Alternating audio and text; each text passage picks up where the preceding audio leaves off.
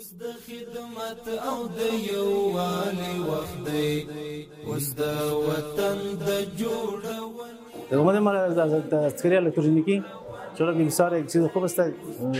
تذکره کاغذی که است که حساب نفر میتونه که مثلا 5 دلار بگیره 6 دلار بگیره، اما یک چیزی است که حساب رجیستر میشی لیکن کس دیگه دو گرفتن نمیتونه. با تمام مردم شهر کابل و تمام ولایت افغانستان یک پیام است که باید بین تذکره الکترونیکی بگیرن، بسیار با خودشان فایدهشان است. چې پامیر درغله د الکترونیکی تذکره اخیستو لپاره د دې خاطر چې دا اسانه ده.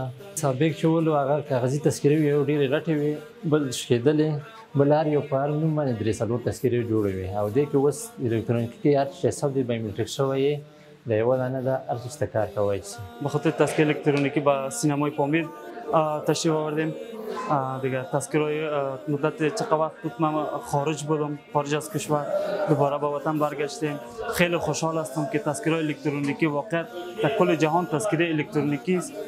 در افغانستان تذکره کاغذی بود، مشکلات زیاد خود داشت. دیگه ما خواستیم که تذکره الکترونیکی بگیریم. واقعا تذکره الکترونیکی ضرورت 100% است.